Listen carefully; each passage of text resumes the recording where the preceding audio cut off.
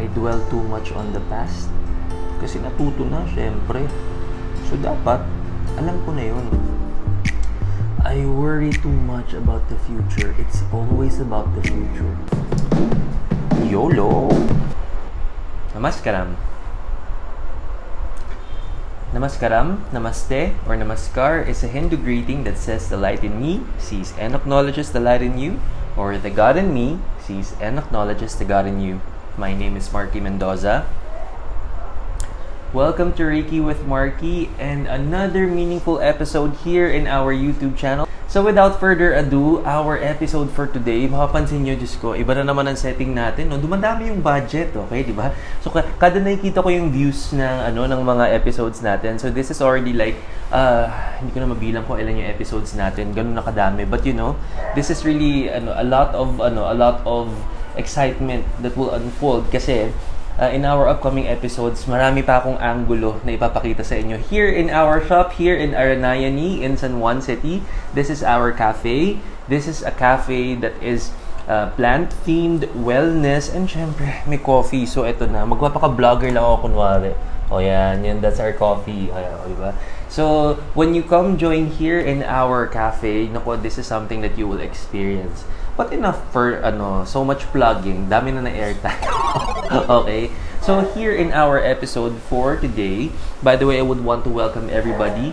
We are going to discuss another meaningful topic. And this is a way for us to understand why certain approach we all have whenever we deal with our situations. And in our previous topics, we've talked about moving on, we've talked about self-love, and this is a way for us to understand why we have a certain approach. So in today's episode, we will talk about the 3 types of approaches that people have when it comes to dealing with life challenges. And this is something that's very, very relatable to everybody. Sa 3 types na ipapakita natin sa inyo today, there is no judgment kung alin ka doon. Also, this is not fixed. Definitely. There is an opportunity that for this period, for this space, for this moment in our life, you may be experiencing this type of approach, pero hindi siya fixed. Possibly mag-evolve, possibly mag-change. Why? Because everything is energy. And what is the definition of energy again? Anything that has the potential to change. So again, as the world evolves, as time goes by, we all have the opportunity to ayan na naman. Okay, so without further ado, ano ba yung unang type natin? So we will talk about the very first type. It's called the dwellers. So kung mapapansin nyo, ang concept lang naman natin for today's topic will be a little bit of past, present, and future. Nauunahin natin si past. Si past, it belongs to the dwellers. So what do we mean by this? Every single time that we encounter our personal experiences, that may oftentimes, these can be traumatizing. These can be a little too painful or tragic for us to remember. So the dwellers, mostly, and rest assured, these are the people. These are the people. Alam mo, shot pa ng kape. Sabi ko na yun ang kulang eh. The dwellers, these are the people who have experienced traumatizing experiences, tragic experiences in the past, and the goal is to learn. The goal is to not commit the same mistake. The goal is to learn. So, mostly, these people are being very careful. How? So, what they will perceive are the patterns. They will take at the cues, the patterns that they have established that they feel has led to that situation. So, halimbawa, may makikita na I've experienced something in the past and I've learned and I've known and experienced the patterns. Tapos, halimbawa, titingin ako dyan and at the road ahead and I see a similar pattern. So, nako, do I engage? Alam ko na, ano nangyari sa past ko? Ito yung nangyari sa past ko. So, alam ko na yan, ayoko na yan. So, a part of your learning, a part of your experience, and a part of you telling that you have learned is that when you see patterns, when you see particular cycles, possible cycles that have been happening and you've experienced in the past, for you to be careful and for you to measure that you have learned, automatically, when you see them right away, you will say no, or you will not engage, or definitely you will not either commit, either engage, or simply entertain. And these are the dwellers. Now, there is no judgment on that. However, it can be a little limiting. Why? Kasi, what is true, not all people we meet in the past, not all situations, not all experiences are one and the same. They may have similar patterns, they may have similar, what do you call this, mga experiences that you can relate to, pero ang totoo niyan, hindi lahat ay pare-pareho. So imagine, if we focus on these patterns right away, we can be limiting. O kaya pwedeng yun na sana yung magandang opportunity, pero naging impatient tayo, or hindi tayo masyadong nagtiwala, or hindi natin binigyan ng pagkakataon, we might have just missed the right opportunity right there. Why? Because we are dwelling on the past. When we talk about how the past looks like, how the past experiences happened, nagiging like a scar that has happened in our life. We just wanted to be careful.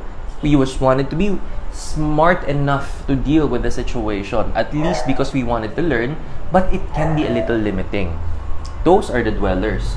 Now, the next one, we will call them the worriers. These are, so kung sa past, present, and future, sila yung mga palaging who are thinking ahead. Now, these people, a little similar with the dwellers, they have a good idea of what learning is. So definitely, these people would want to make sure, okay, I've learned from the past, so I will prepare better for the future. Now, all that they're gonna do is to make sure that everything is organized. All the options are laid down. Planning, organizing, structuring everything is the key to success. So, learning from the past will make sure that in the future, we will not have the same episode, same mistake, same error. Kaya naman, pagbubutihin ang pagpaplano, pag-organize ng mga bagay-bagay, to sort everything para hindi na mangyari or maulit yung mga situation in the past. However, the tendency naman ng worriers is that they will keep focusing in the future. Because they've learned from the past, they will keep organizing everything. More often than not, everything happens here on overdrive. You may also consider that these are the people that have a lot of tendencies to overthink. Isang situation ipapakita mo, and there will be several situations that they can create. They can even see the worst case scenarios and even choose what's the worst of them. And kahit na, more often than not, 70% of what they process in their mind most likely do not happen. But it's a way for you to be prepared. And again, there's no judgment on that. And it doesn't mean that you're not a dweller, you're a worrier, that you're better than the other. Walang judgment on that. And remember, again, these can be phases in our life that we all go through. Walang standard, hindi pare-pareho, pwede rin mag-evolve. Now, the thing about the worriers is that kaka-worry, kaka-process, plan, organize, and sort ng future to be more prepared, to be more careful, hindi naman na-enjoy yung ngayon. Hindi na-enjoy yung now. What do we mean by this? You can see that these people, upon waking up, they are very organized in the morning. They will wake up at 6 in the morning, have breakfast, do their rituals, check their emails, plan and organize their schedule for the day. Pagdating na 9 o'clock, ito yung meeting ko, this is what I'm gonna do, and this is, hanggang sa alas 6 na ng gabi, nagpaplano pa rin, tapos hindi niya namalaya na gumabi na. Why? Because lagi siyang thinking ahead. Lagi siyang what's next, what's tomorrow, what's next week, what's next month, what's next year. We don't get to enjoy our now because laging nakatingin sa malayo. Laging nakatingin sa kinabukasan. There's a tendency that these people may not fully enjoy their now. And our final type is the YOLO. Okay, so I don't care about the past because past is past. Hindi ko na hawak kung ano man nangyari in the past. And hindi ko pa rin alam kung ano mangyayari in the future because hindi pa nangyayari ito. All I have is my now. Now, this is something that can be a little challenging. Why? Because the YOLOs may possibly not plan and learn from the past because tapos na wala na akong magagawa doon. So, okay na yun. these people have tendencies of committing the same mistake. Why? Because since they don't have much focus in the past and have equal perception towards the future, because hindi pa naman nangyayari, I don't want to worry too much. So the tendency is, hindi masyadong natututunan yung patterns from the past, pero hindi rin nakakapag-prepare ng nasa future natin. So there really is a tendency that maging paulit-ulit yung cycle if walang planning, if walang organizing, if walang learning. Now again, there is no judgment kung nasaan ka man sa mga tatlong yan. And to be honest, I have been in all of those 3 examples before I started living a mindful life. And to be honest, this is, itong sinishare ko sa inyo, this is something that I have realized when I was doing my own sessions with my clients before, when I was helping them understand how they are. Because this is also a way for me to understand my own self, how I was, how I see and perceive things in the past. And nakikita kong patterns din. Nakikita ko din how I have tendencies of being limiting, I have tendencies of overthinking, and I have tendencies of not caring at all. I have been in all of those perspectives in my life, and I must say, iba-iba ang naging effect nito sa akin. Now, what is the key for us to understand the right balance? Nakuha nyo na. Balance is the key. So, it's okay to learn from the past but never be too limiting, because again, not all situations, not all people, not all experiences are all one and the same, are not the same people, are not the same experiences. So it's okay to give it a chance and to give it so much trust. Mamaya, magpa-fast forward tayo na excite na ako sa pinaka-resolution natin. So it's okay to learn from the past. It's okay to accept the lessons from the past and prepare for a better future, but never forget to enjoy your now. So, kung halimbawa, ang goal natin is to become a better person, kung ano man nangyari today, hindi na natin magagawa ng paraan. We can only learn from it. So we will learn from it. And we will prepare. We will allot time so that we can prepare, organize, plan everything for our future. But do not forget, kung sumusobra na, it's now time to enjoy our now. After all, we all have priorities. We all have a lot of requirements, fulfillments, responsibilities that we all need to divide ourselves in one day just to fulfill all of those. So kung alam natin na medyo sumusobra na yung time natin in planning, organizing, and making sure that we have learned, and then it's now time to enjoy. It's now time to fulfill our now. Pero paano? Through our 5 Reiki principles again. Just for today, I will trust. Just for today, I will trust that those lessons are meant for me to experience, that not all situations are the same, and I trust that tomorrow is another day. Clean slate.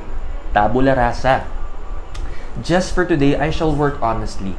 I shall work honestly, okay, I may not have given it a good thought in the past, but I have learned, I am willing to accept, and I am truthful to myself that I know there are some things I may have overlooked, but I am honest enough to tell myself that I will do better and that I am going to be better. And that in itself is already a blessing. And it doesn't mean that you are not able to do well on that. Hindi yun blessing. When you know and see the difference, that is an instant blessing. And we will develop a grateful heart because of that. Kasi nagiging humble tayo. Humble to learn and accept that there are lessons that we all need to keep learning from until we finally get our rhythm. Until our next Reiki principle, when you get your rhythm, it will entail so much peace of mind. Definitely, this is something that will allow you to sleep soundly at night, na hindi ka na masyadong nag-worry, na hindi ka na masyadong nagsisisi, na hindi ka na masyadong nagiging too hard on yourself. Remember, be best friends with yourself. And finally, our last Reiki principle. Just for today, I shall respect that life unfolds every day, no matter no matter how life unfolds, what my experiences are, the people I encounter with these experiences, I will develop so much respect on how life unfolds. I will develop more respect towards the people who contribute to those experiences, which will turn into lessons. And in the end, mas marami ka madedevelop na respeto sa sarili mo because you are really taking time to process everything. All of your learnings, all of your lessons. And that is our episode for today. If you do like this episode, do not forget to give it a big thumbs up. And also, ang magiging motivation natin yan is if you also keep helping us sharing this awareness, this blessing to all of your friends and family. Kaya naman, do not forget to like, share, and subscribe to our YouTube channel. Also, if in the future you may be having your own personal dealings, your own personal situations that you may be needing our spiritual guidance and advice, naka-flash sa screen natin ang email address.